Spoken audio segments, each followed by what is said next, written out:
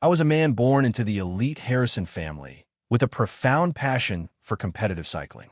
I had organized a massive race around the scenic shores of Lake Tahoe and invited my brother, Luis, to help manage the event while I prepared to enter as a special guest. However, when I arrived at the starting line, I saw my wife, Ava, standing there hand in hand with a younger guy named Ethan from her college days. They were clearly there to compete together. As soon as I walked toward them, Ava suddenly raised her hand and slapped me across the face in front of the entire crowd. She screamed at me, asking if I was insane for following her everywhere she went. She mocked me by asking if I even knew how to ride a professional bike, or if I was just there to make a fool of myself.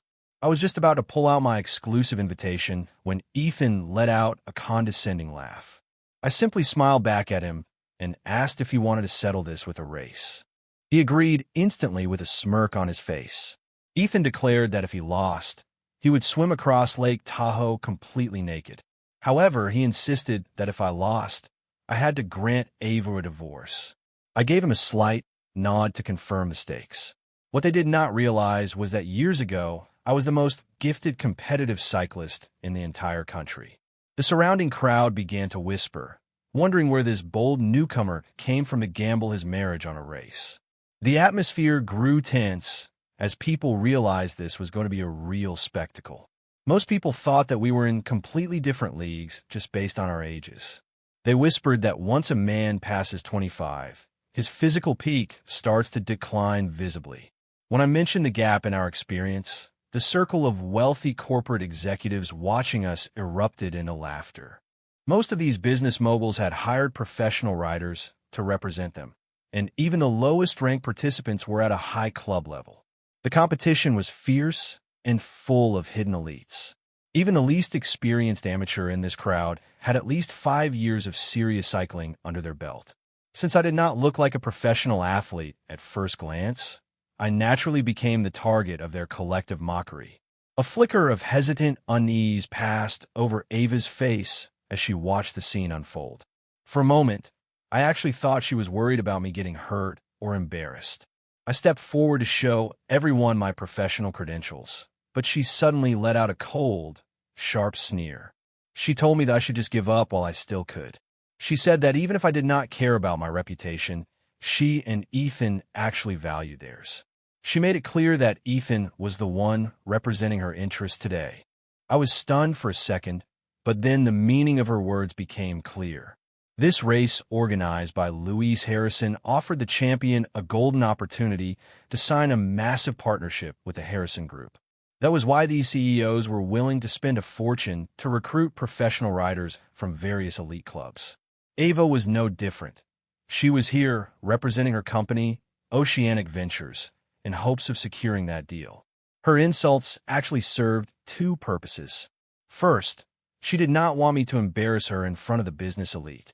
Second, she did not want Ethan to waste his stamina competing against a supposed amateur like me before the main event started.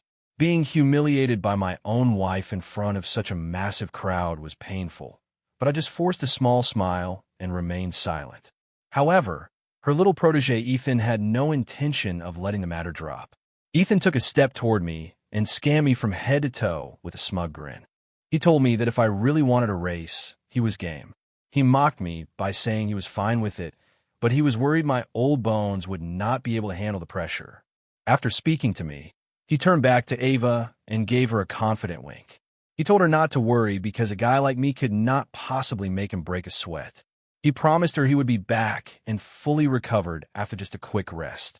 He let out a cold snort and muttered that he was going to show me the massive gap between a professional and a hobbyist. Just as he finished speaking, a local business owner who loved drama immediately stepped up and offered us high-end racing bikes for our wager. Ethan did not hesitate to take center stage and began introducing himself to the crowd. He greeted the executives and announced that his name was Ethan Miller and that he was representing Oceanic Ventures. He proudly stated that he was the lead rider handpicked by director Ava herself. He bragged about his cumulative mileage being over 5,000 kilometers and mentioned his participation in several high-profile amateur events and cycling festivals. He claimed to be a Tier 1 rider in the local cycling community. Listening to his so-called resume only made me feel incredibly bored. All the events he mentioned were merely recreational projects open to weekend enthusiasts. I had not only participated in every race he mentioned, but I also held trophies and certifications from professional-grade international circuits. It was only because my family forced me to retire from the sport that I became the unknown man I was today. To the ears of these corporate tycoons, however, his speech sounded incredibly professional. The mocking looks the crowd gave me turned into pure disdain.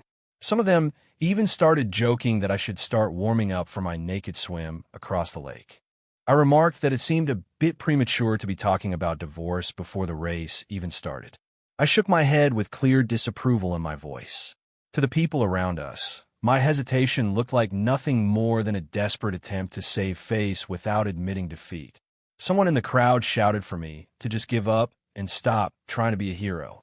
Others chimed in, saying there was no shame in losing to a professional. They warned me not to let my ego push me into a dangerous situation since competitive cycling was not a game. Almost everyone present had some level of athletic achievement to their name. Seeing my reaction, Ethan snorted and dropped his polite facade. He challenged me by saying that if I was so confident, we should raise the stakes even higher. He claimed that our previous wager was a bit too childish for grown men. I gave him a calm nod and told him to name his terms. I assured him that whatever he had in mind, I was ready to see it through to the end. Ethan suddenly burst into laughter as if a hilarious idea had just struck him. He proposed adding a new rule where the loser would have to quack like a duck in front of the entire audience. He claimed the race would be boring without a little extra humiliation. Ava looked at me with an expression that suggested she was about to explode with rage. She begged me to stop making a scene and pointed out that in all our years of marriage, she never knew I care about cycling. She demanded to know what point I was trying to prove by acting out like this. Her words felt like a sharp jab to my heart. We had been married for 3 years, but after the initial honeymoon phase, she never took any interest in my life. She was so oblivious that she didn't even know I kept a high-end racing bike in our own basement. She had never bothered to look into my world. Now, she was acting as if it were my fault that she remained ignorant of my passions. She looked at me with disgust and told me that I should just admit defeat and walk away. Ava wasn't telling me to quit because she was worried about my physical well-being. She was simply terrified of being embarrassed. After all, the company she represented was quite prominent in the local business scene, and many of the executives present knew her personally. I didn't bother responding to her. Ethan noticed her anxiety and immediately stepped in to comfort her. He told her to relax and promised he would go easy on me so that I wouldn't lose too embarrassingly. Ava let out a visible sigh of relief at his words. She remarked that if I were even half as sensible as Ethan, our relationship wouldn't be in such a mess. As she spoke, she threw a meaningful, disgusted glance in my direction. Seeing the two of them standing so close together like a pair of lovers made my blood boil with a frustration I could no longer suppress. I told them that since everything was settled, we should just get the race started. Ethan began his warm-up routine with exaggerated movements. As he started walking toward the starting line, he stopped and turned back toward me. He reached into his bag and told me he had something for me. I had managed to borrow a professional road bike from one of the other teams and was busy adjusting the seat. Suddenly, a pair of specialized cycling shoes was tossed onto the ground in front of me. I looked up to see Ethan's smug face looming over me. He spoke in a patronizing tone as if he were performing an act of great charity. He told me that since I clearly didn't have any gear, I could borrow his spare shoes, claiming we looked like we were the same size. I glanced down at the shoes and felt a wave of genuine revulsion. I told him to keep them for himself. My expression of pure disgust was caught by everyone watching, which only fueled their irritation with me. This only served to reignite the crowd's mockery. They were all convinced that I was a complete amateur who didn't even understand the importance of specialized cycling shoes. They whispered that I was pretending to be an expert while being picky about high-quality equipment. Despite the whispers and the cold sneers from the sidelines, I just shook my head and looked Ethan in the eye. I told him it wasn't that I didn't know how to use them. I simply remarked that to beat someone of his skill level, I didn't need any fancy equipment. As soon as the words left my mouth, the onlookers dismissed it as more arrogant boasting. Ava hissed at me, asking if I was determined to ruin her reputation completely. Ethan tried to calm her down by saying it was normal for beginners to think they were invincible after only 2 days of training. Ava looked at me with eyes full of deep disappointment. Ethan whispered a few comforting words to her before refocusing his attention on the track. When the referee finally waved the flag, both Ethan and I surged forward from the starting line. His initial burst of power was actually quite impressive. His cadence was high, and he accelerated rapidly. I turned my head slightly to watch him take the lead and let out a cold, quiet chuckle. In a professional cycling race, the start is usually a steady build with a controlled rhythm. This strategy is essential for conserving energy and maintaining a sustainable pace for the long haul. You have to avoid letting lactic acid build up in your muscles too early. Since we hadn't performed a proper warm-up routine, starting with an all-out sprint was a recipe for joint injuries. Such mistakes can lead to permanent physical damage, which is common knowledge in any competitive sport. I honestly couldn't understand why Ethan was sprinting right out of the gate. I wondered how he planned to survive the rest of the course. Ethan looked like he already had the win in his pocket, clearly intending to crush my spirit early on. He pedaled furiously, rapidly increasing the gap between our bikes. On the other hand, I maintained a very steady and moderate pace. My slow start immediately drew another round of mockery from the group of executives watching from the sidelines. They asked if I was even all right, laughing at how slow I was moving. One of them remarked that he had seen many races, but never anyone who rode with such a lack of urgency. They concluded that I simply didn't know what I was doing and that the outcome was already decided. While the businessmen were busy hurling insults, the professional riders they had hired were squinting at me. They were observing my posture and rhythm with a much more calculated and serious focus. I kept my breathing under perfect control and even took a moment to enjoy the beautiful view of Lake Tahoe. I continued to cruise comfortably, staying just a short distance behind Ethan. Every time he tried to surge ahead and lose me, I would gradually close the gap without breaking a sweat. It felt as effortless as taking a casual stroll through the park. Suddenly, Ava's voice crackled through my headset, dripping with pure rage. She told me that if I had decided to race, I should at least try to do it properly. She asked me who I thought I was impressing by being so pathetic. She shouted that she must have been blind to ever marry me. She claimed that all I ever did was bring her shame and embarrassment. I opened my mouth to respond, but someone else cut in. Ethan's voice followed immediately, sounding nauseatingly supportive. He told Ava not to get upset over someone like me. He reminded her that she had chosen him to represent her, and he promised he wouldn't let her down. I honestly couldn't understand why they felt the need to have such a personal conversation over the public race channel. I wondered who exactly they were trying to perform for. In the meantime, the crowd of spectators was getting more hyped by the second. They actually started placing bets on the side of the track. Nearly everyone put their money on Ethan, while I didn't have a single supporter. I took a quick glance at the betting board and noticed my odds were incredibly high. Without a second thought, I went ahead and placed a massive bet on myself. This move immediately sent the crowd into fits of laughter. They said it was the first time they had ever seen a rider bet on his own failure. They mocked my supposed courage, calling it pure delusion. One guy remarked that even if I wanted to save face, I should have had a friend place the bet for me. He was shocked that I dropped $20,000 without blinking an eye. He joked that he hoped I wouldn't lose both my dignity and my savings today. At that moment, Ava's cold voice cut in through the headset again. She told me very clearly that whatever I chose to gamble was my own problem. She warned me that my losses wouldn't have anything to do with her or Oceanic Ventures. She told me to clean up my own messes and not to expect any help from her. Even though I was well aware of how little she thought of me, having her distance herself so publicly still made my anger flare up. I tightened my grip on the handlebars in frustration. My foot slipped slightly on the pedal, causing the bike to wobble for a split second, though I regained control immediately. For some of my skill level, That wasn't even a real mistake, and it certainly wasn't a threat to my lead over a hack like Ethan. Unfortunately, that tiny wobble was caught perfectly by the tracking cameras. The footage was broadcast instantly on the giant screens at the event.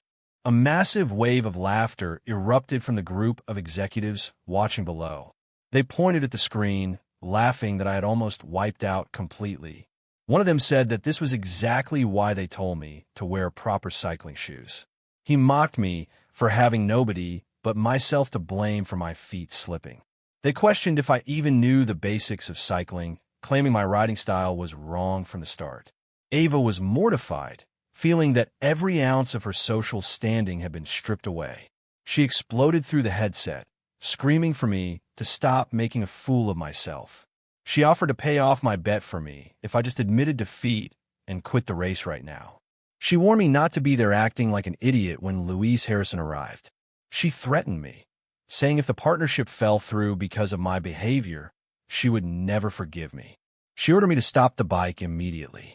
I treated her words like a passing breeze and didn't change my pace at all. The race had already begun, and there was no way I was going to let her treat me like a puppet by stopping on command. At that point, Ethan slowed down slightly and began speaking on the public channel. He called out to me, suggesting we just end it there. He pointed out that since I was 5 years older than him, I shouldn't be so stubborn. He mocked me for being nearly 30 and trying to compete with a younger man. He urged me to just pack it in before things got even more embarrassing for me. He warned me that if I lost the race and ruined the partnership, Ava would never be able to show her face again. He told me that I should have known better than to pick a fight I couldn't win. He followed his insults with a fake, heavy sigh as if he actually felt sorry for me. He said he understood that beginners often have the biggest egos when they first start out. He told me bluntly that at my age, I simply didn't have the physical capacity to catch up to him. He claimed he wasn't trying to be mean, just stating the cold, hard facts. Ava heard his patronizing tone and only grew angrier at me. She yelled that I had dragged her reputation through the dirt today. I let out a cold snort while keeping my pedaling as steady as a metronome. My voice took on a sharp, icy edge when I finally responded. I told her that she was the one who should be embarrassed. I asked why she only cared about her reputation now, instead of thinking about it when she was acting so cozy with her little college boy in public. She stuttered, asking what exactly I meant by that. She roared through the headset, clearly stung by my words. She asked if I was accusing her of something and declared that we were getting a divorce the second we got home. Without a moment's hesitation, she turned her attention to Ethan and gave him an order. She told him to absolutely crush me and show no mercy. She wanted him to make me realize exactly how pathetic I was. Spurred on by her command, Ethan surged forward with a sudden burst of speed. His bike took off as if it had been kicked by a mule. Hearing Ava throw the word divorce around so casually still caught me off guard for a moment. I couldn't believe that our 3 years of marriage meant so little to her that she could discard it like a piece of trash. I gripped the handlebars tight and decided to stop holding back. I was done playing nice. Ethan's sudden explosive acceleration caused the crowd to gasp in surprise. To be fair, he wasn't entirely wrong about his physical advantages. At 25, he was in the absolute prime of his athletic life.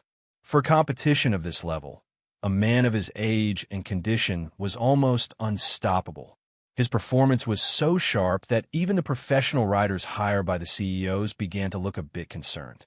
However, the professionals soon relaxed again. They knew that no matter how fast Ethan was now, he was burning through his stamina far too quickly. They realized that he would pay the price later in the race, making the final outcome uncertain. The business moguls also began to catch on to the situation. They started directing their sarcastic comments toward Ava. One of them suggested that she should just have her husband pull out of the race immediately. They pointed out that at 30, I was no longer a young man. They warned her that if I lost too badly, it would be a humiliation for both of us. They argued that since everyone in the industry frequently ran into each other, there was no need to make things so awkward. Furthermore, they reminded her that her riders still had the main event to worry about. They joked that if they won, they didn't want her accusing them of taking advantage of a tired competitor. Before Ava could respond to the sarcasm, Ethan added his own insult to the mix. He told me that even the audience knew I didn't belong here and urged me to quit while I could. Suddenly, a chorus of gasps erupted through the audio channel. People were shouting, asking what was happening with my speed. They couldn't believe that I had gone from a leisurely pace to such an incredible velocity in an instant. Ethan's words died in his throat as he realized I was closing in. He instinctively glanced over his shoulder and seemed to relax for a moment. From his perspective, I was still trailing behind, and the gap didn't look like it had changed much yet. But the exclamations in the headset didn't stop. Spectators were marveling at my cadence, which was already far beyond anything an amateur could achieve. Ethan looked back a second time, and his eyes widened in shock. He whispered to himself, questioning if the distance was actually closing, and his voice came through clearly on the channel. I flashed a peace sign at his back and poured even more power into my legs. My speed jumped to another level entirely. Ethan's face twisted from pure shock into total confusion, though he tried to regain his composure quickly. He scrambled to reassure Ava over the radio. He told her not to panic because I was still a long way off. He argued that if I tried to maintain this insane pace, I would be completely burned out long before we reached the finish line. I almost laughed out loud at his ignorance. I was far from exhausted. In fact, I was just finishing my warm-up phase. I finally decided to speak into the mic. I told Ethan that we should make the wager a bit more interesting. I suggested we scrap the swimming idea and instead make the loser run half a lap around the lake completely naked. I grinned as I raised the stakes. A bet like that was guaranteed to make the local headlines the next morning. Ethan hesitated for a couple of seconds before grit his teeth and agreeing to the terms. I kept my rhythm steady as I moved forward, feeling more relaxed with every passing mile. The cool breeze off Lake Tahoe felt incredible against my face as I rode. The professional rider who had lent me his bike suddenly whispered to those around him. He noted that something was very wrong because it looked like I hadn't even begun to exert myself yet. His observation stunned the surrounding crowd, and a flurry of whispers broke out. The professional then pulled up the live data from my bike sensors to show the executives. The screen displayed a steadily climbing cadence and velocity. The curve of my performance was terrifyingly smooth and consistent, not at all like a desperate, short-lived burst of energy. They couldn't believe their eyes, wondering how someone could reach those speeds without even appearing to sprint. The disbelief was written all over their faces. Ethan, in particular, was starting to panic and wondered if the bike sensors were malfunctioning. He couldn't figure out how I was getting faster and faster without showing any signs of physical struggle. He kept insisting to himself that I wasn't a professional and that it had to be a mistake. I didn't bother arguing with him. The sound of his ragged, desperate breathing over the headset told the whole story. He was clearly losing faith in his own lead. After all, this event was backed by so much corporate money that the technical equipment was on par with professional standards. Every piece of equipment we used had been meticulously calibrated and double-checked by the technical staff before the start. Every bike had been inspected, so the idea of a sensor malfunction was laughably unlikely. Furthermore, the difference in our speeds was now clearly visible to the naked eye. We had already completed 2/3 of the course, and the gap between us was vanishing rapidly. I was practically on his back wheel now. Ethan's breathing grew heavier and more frantic with every passing second. My mind remained perfectly sharp, and I even found the breath to give him a little advice. I told Ethan to watch his rhythm because the final sprint hadn't even begun yet. I teased him about his breathing already being so erratic despite his claims of being a top-tier rider. I asked him if he wanted me to give him some pointers on how to actually ride. He was momentarily stunned by my confidence, but quickly snapped back, telling me to shut up and claiming he didn't need a lesson from me. He told me that just because I had caught up doesn't mean I was anything special. To prove his point, he took one hand off the handlebars and gave me a defiant middle finger. As if trying to prove his dominance, he suddenly increased his effort, the veins in his thighs bulging from the strain. Ava was practically screaming through the headset, telling Ethan that this was the moment for the final sprint. Her voice was louder than it had been during the entire race. She cheered him on, telling him he could win if he just pushed through the last stretch. She reminded him that there was only 1/3 of the race left to go. While Ava was still desperately cheering for Ethan, the executives on the sidelines had grown noticeably quiet. My steady and relentless pace had forced everyone to reevaluate who was actually the better rider. It was becoming obvious that our skill levels were worlds apart. From the perspective of the crowd, I looked far more composed and effortless than Ethan. They began to murmur that I clearly wasn't just a casual hobbyist. One observer noted that my performance data looked like that of a seasoned professional. They wondered aloud why Ava wouldn't have known about my abilities if they were this advanced. When someone finally asked Ava about it, she couldn't find the words to answer. As we hit the final 1,000-meter mark, both Ethan and I tucked our bodies low into a sprint position. We were both preparing for the final dash to the finish line. Just then, the radio channel erupted with excitement as people noticed Louise Harrison arriving at the scene. The crowd began to part as people called out for everyone to make way for Louise. They whispered in awe about the immense wealth of the man who had organized the entire event. Hearing the wave of flattery from the crowd, I knew my brother Louise had finally arrived. I realized then that the real drama was only just beginning. Louise stepped out of his car and asked what was going on in a lazy, playful tone. He wondered aloud if the main race hadn't even started yet. One of the executives rushed over to him and explained respectfully that the main event hadn't begun. He told Louise that they were just watching a small internal warm-up between two members of the Oceanic Ventures team. Louise squinted at the giant screens, questioning why two people were racing each other. He asked where the actual person in charge of Oceanic Ventures was. Ava finally stepped forward with a heavy sigh and gathered her courage to explain the situation to Louise. She told him that her husband had stubbornly insisted on racing against the professional she had hired. She claimed she had tried to talk me out of it multiple times, but that I refused to listen out of sheer arrogance. Louise looked at her for a moment and let out a long, knowing hum. He simply said he understood, though his tone made it impossible to tell if he was amused or annoyed. He didn't offer any opinion on whether this private wager would be officially recognized.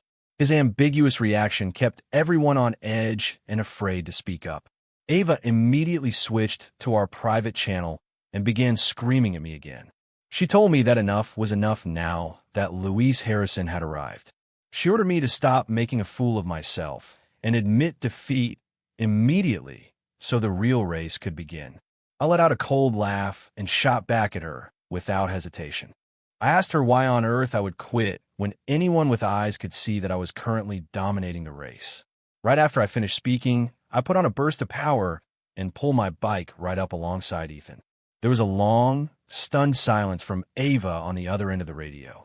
She sounded like she was grit her teeth before finally squeezing out a desperate plea. She begged me to stop and promised that she wouldn't go through with the divorce if I just quit now. Hearing that almost made me burst out laughing in the middle of the sprint. My voice was icy as I told her that if she had said that 2 hours ago, it might have actually meant something to me. I told her that I didn't care about our marriage anymore. I made a final adjustment to my breathing and let go of all my remaining restraint, pouring every ounce of my strength into the pedals. Ava was left speechless by my declaration. She was just about to start shouting again when someone in the control booth let out a loud cry of shock. They shouted that I had started my final sprint and that my stats were through the roof. My cadence hit 125 and my speed surged to 37 miles per hour. People were asking if I was even human. Every spectator's eyes were wide with disbelief. A typical professional rider only averages a cadence of about 100, so my current performance was into the realm of the absolute elite. Ethan's rhythm fell apart completely, and he nearly wiped out right there on the track. He kept muttering that it was impossible for a 30-year-old loser like me to be putting up these kinds of numbers. But no one was listening to him anymore. They weren't even looking at the broadcast screens. Every single person was holding their breath and staring directly at the finish line. From the crowd's vantage point, our silhouettes finally appeared on the final stretch. It was immediately obvious to everyone that I was the one in the lead. I pushed my cadence even higher as I prepared to pass him. As I flew by Ethan, I could hear his ragged, frantic gasps for air, sounding like a broken pair of bellows. Ethan was drenched in sweat and clearly at the end of his endurance. I let a small smile touch my lips and accelerated further, leaving him behind with a clean and decisive move. A collective gasp went up from the crowd as I made my move. They were amazed at how effortlessly I had overtaken him and how incredibly stable I remained at such high speeds. People were shouting about how insane my speed was, wondering how I still had so much explosive power after such a long ride. They couldn't believe that I had actually surpassed Ethan so easily. Even from distance, I could see Ava's eyes wide with total shock and disbelief. From the moment I passed him, Ethan's defeat was absolute and final. The distance between us grew larger with every second. As a referee blew the final whistle, I crossed the finish line with ease. At that exact moment, Louise Harrison stood up and was the first to start clapping. Once he started, the rest of the crowd joined in with hesitant applause. However, most of them still had looks of total confusion on their faces, wondering what they had just witnessed. No one seemed quite sure how to process the event. I gradually bled off my speed and came to a stop near the finish line, where a staff member immediately handed me a bottle of water. I didn't drink it right away. Instead, I focused on steadying my breathing and letting my heart rate return to normal. A few minutes later, Ethan came wobbling across the finish line. Not a single person clapped for him. His face was as pale as a sheet of paper, and he nearly fell over as he tried to unclip his shoes from the pedals. He looked like he was about to collapse right there on the pavement. The executives who had bet on Ethan were all wearing grim expressions. Ava, however, looked the worst since she had placed the largest bet of all. She stared at me with a look of pure, murderous hatred. Seeing them all so thoroughly humiliated almost made me burst out laughing. Ethan finally caught his breath and stormed over to me, demanding to know how I could possibly be that fast and accusing me of cheating. Ethan was shouting and raving in my face, but I didn't give him the time of day. I simply turned away to face the group of corporate directors, making sure to include Ava in my gaze. I calmly addressed the group and reminded them that they had all placed their wagers. I told them that it was time for everyone to honor their bets according to the agreed-upon terms. Their faces twisted into sour expressions, but with Louise Harrison watching, nobody dared to back out of their obligations. Suddenly, one of the men tried to steer the conversation in a different direction. He asked Louise if they could just move on to the main race now that he had arrived. Hearing that suggestion made me let out a silent, cold laugh at their desperation. They wanted to start the main event immediately after Ethan and I had just exhausted ourselves. It was a calculated move to take advantage of our fatigue rather than having a fair competition. Ava's face was contorted with anger, while Ethan was still sprawled out on the ground with zero energy left. As soon as that first executive spoke up, several others jumped in to agree with him. They argued that even if Oceanic Ventures had to withdraw, the championship wouldn't automatically go to them. They insisted that the whole event shouldn't be canceled just because one team's rider was exhausted. They claimed that it was Ava's own fault for allowing a private race right before the main event. They called it a self-inflicted wound, and very quickly, the crowd split into two arguing factions. One group insisted on starting the race immediately, while the other felt it was a blatant attempt to cheat. Luis finally spoke up and told everyone to be quiet. Luis, who had been silent until now, finally made his move. He shook his head slowly and announced that he didn't think there was any need to continue with the race. He asked if everyone had seen the performance data displayed on the big screens. As he spoke, he pointed toward the monitors in the center of the plaza. He challenged the executives to find a single rider in their employment who could top the stats I had just posted. His question was met with a heavy, guilty silence from the entire crowd. The performance I had put on was beyond just being impressive. It was quite literally the standard of a national champion. What they didn't know was that I had achieved those results without even breaking a sweat. None of them could even begin to fathom the true depth of my abilities. The entire venue remained silent for a long time. Finally, Luis walked over to my side, raised my hand high, and made a public announcement. He declared that the winner of the $1 million corporate invitational was me. The crowd was stunned for a few moments before erupting into a thunderous round of applause. Ava finally snapped out of her daze and hesitated for a moment. She seemed to make a sudden decision and forced a look of ecstatic joy onto her face as she walked toward me. She cried out that I had actually won the championship. She immediately tried to act as if we were on the same team, rushing up to me to discuss the partnership details. She asked if this meant Oceanic Ventures would now secure the partnership with the Harrison Group. I was honestly stunned by the sheer audacity of her shameless behavior. I turned her down without a second thought. I told her that just because I won the race didn't mean that Oceanic Ventures was entitled to a contract with the Harrison Group. I reminded her that she was actually the one who had lost our wager. Her face darkened instantly, and I could see the rage simmering just beneath the surface of her eyes. She managed to suppress her anger and forced a painfully stiff smile. She told me not to be so petty, claiming that her earlier insults were just a result of temporary anger. She whispered that we were talking about serious business and told me not to make a scene in public. She promised to make it up to me once we were home, but I just shook my head and laughed in her face. I told her that when I said no, I meant it. I asked her which part of the word she was having trouble understanding. She was left speechless and deeply embarrassed in front of the crowd. In her desperation, she tried to use Luis as leverage.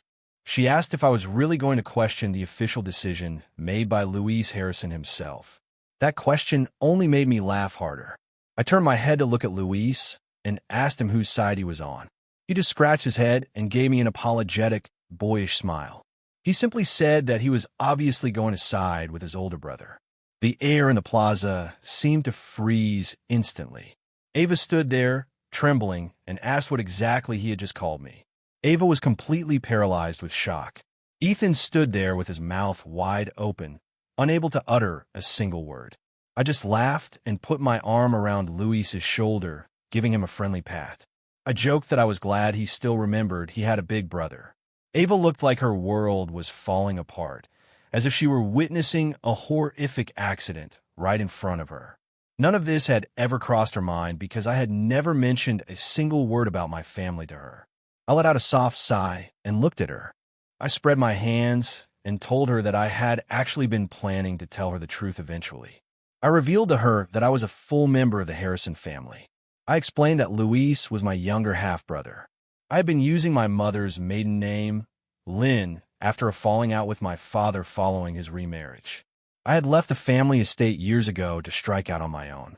However, as the years went by, my old grudges had started to fade. I had to admit that my stepmother had raised Luis well, and he never held any resentment toward me. I told her that I truly considered him my brother in every sense of the word.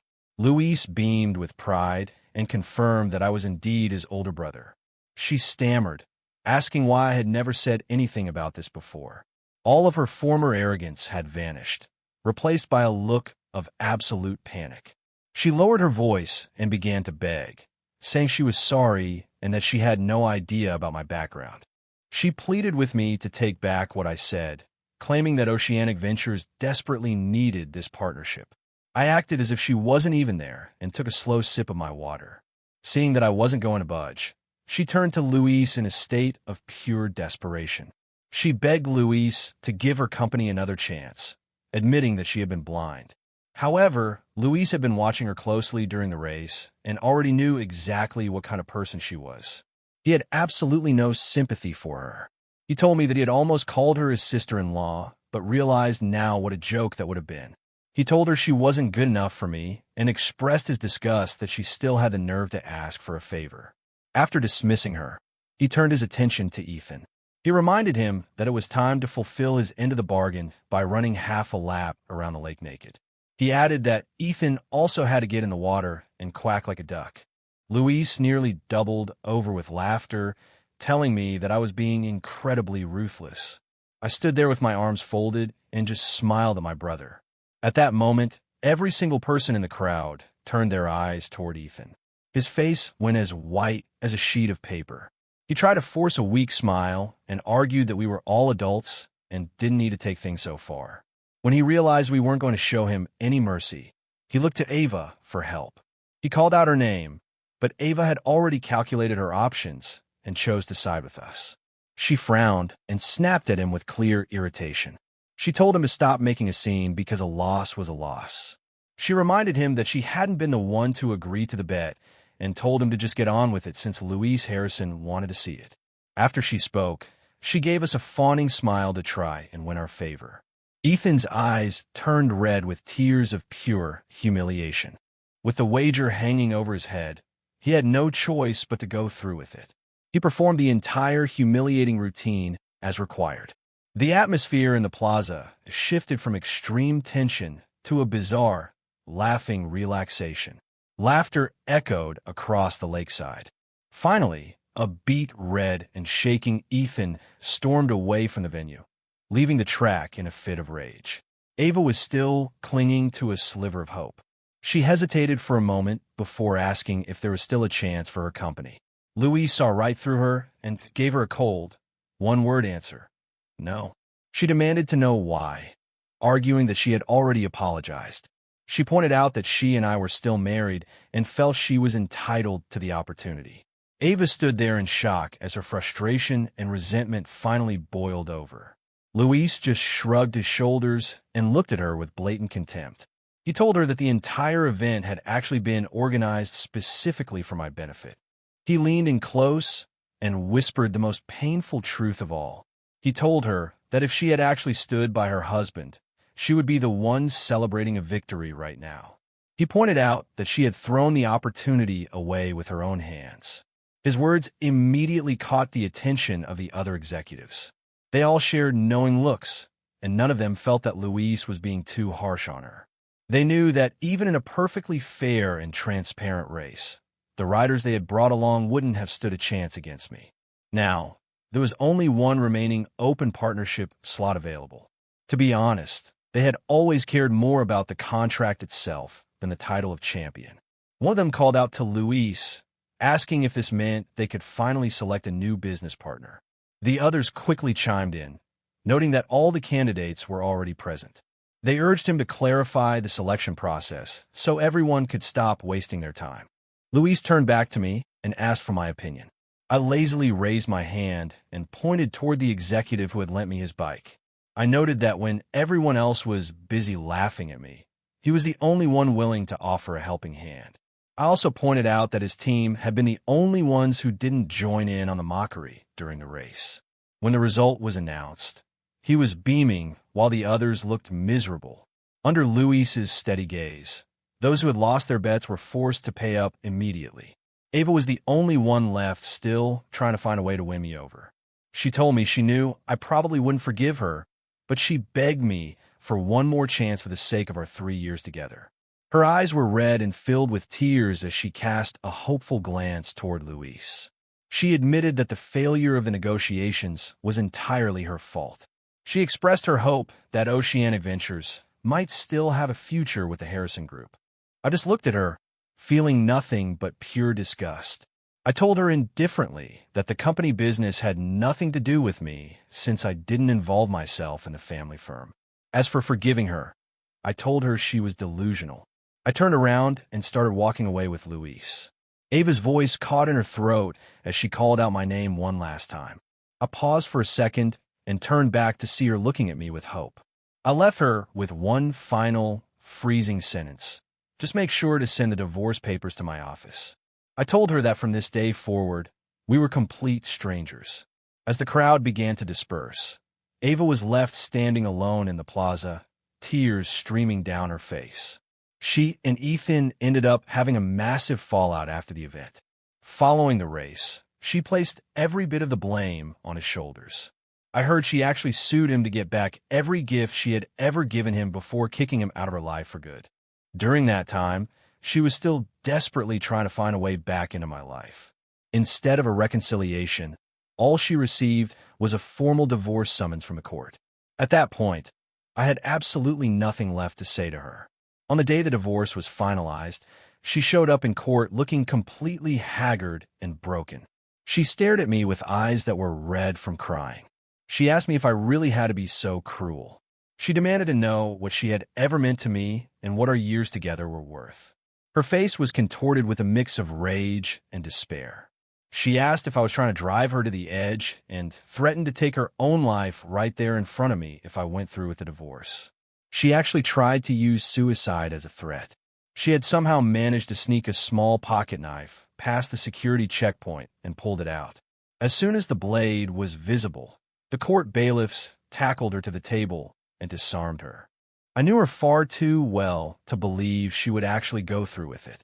Even her emotional breakdown felt like nothing more than a calculated performance. Ava might have been emotionally immature, but at the end of the day, she was a cold-blooded businesswoman. Once she discovered my ties to the Harrison family, she was never going to let me go without a fight. To be honest, I had been planning to leave her long before this whole mess started. I had just been waiting for the right moment to make my move. Looking back, waiting for her to show her true colors was the smartest thing I could have done. After that incident, the court granted a mandatory divorce. Ava and I were officially severed, both legally and emotionally. As soon as the papers were signed, Luis began quietly dismantling Oceanic Ventures. I knew he was doing it as a favor to me to settle the score. Since I had no interest in the family business affairs, I simply stayed out of his way and let him do as he pleased. During that period, I officially moved back into the Harrison estate. I slowly began to mend my relationship with my father. It turned out that the old grudges I held weren't as deep or as serious as I had once thought. Much of the conflict had just been a product of my own youthful rebellion and stubbornness. Even after the divorce, Ava tried to contact me multiple times. Now, she couldn't even get past the main gate of the Harrison estate. The security guards told me that she would often scream and cry when they forced her to leave the premises. She would beg for just 1 minute of my time, but nothing she said or did could move me. Within a matter of months, her company had completely collapsed. Ethan had initially tried to crawl back to her, but as soon as he saw her business failing, he disappeared. He quickly moved on and found himself a new wealthy woman to support him. Ava was left with nothing but a mountain of debt, and all of her former prestige was stripped away by the harsh reality of her situation. She was forced to start looking for a job just to survive. She soon discovered that Luis had been one step ahead of her the entire time. Every reputable firm in Lake Tahoe and the surrounding area had already placed her on a permanent blacklist. With no other options, she eventually found work at a tiny, obscure firm in an entry-level position. She was earning a pittance and doing the grunt work that nobody else wanted to touch. She became just another faceless worker in the crowd. One evening after work, she happened to cross paths with Ethan on the street. He was walking with his arm around his new wealthy girlfriend, looking smug and successful. After months of being ground down by stress and poverty, something in Ava finally snapped. She slammed her foot onto the accelerator and drove her car directly into the two of them. She made no attempt to hit the brakes. According to witnesses at the scene, she drove back and forth over them several times. Ethan died instantly from his injuries, and his girlfriend was left in a permanent vegetative state in a hospital. Ava was arrested immediately at the scene. She is now facing some of the most severe legal penalties that the law can provide. None of that matters to me anymore. I have returned to the Harrison family and have finally begun a new life that is entirely my own. James's triumph serves as proof that real strength does not need to shout to be heard. Life is a lot like a racetrack where vanity is just extra baggage you do not need, while your inner resolve is the true engine of your success. Never let the prejudices of other people throw off your rhythm, because your worth has never required validation from the outside world. The best kind of revenge is not a counterattack, but rather reaching a level of strength where you have the absolute power to walk away from toxic people who can no longer touch the heights you have reached. May you always maintain your own inner pace instead of trying to prove yourself to others, so that you can live a life defined by your own peace and composure.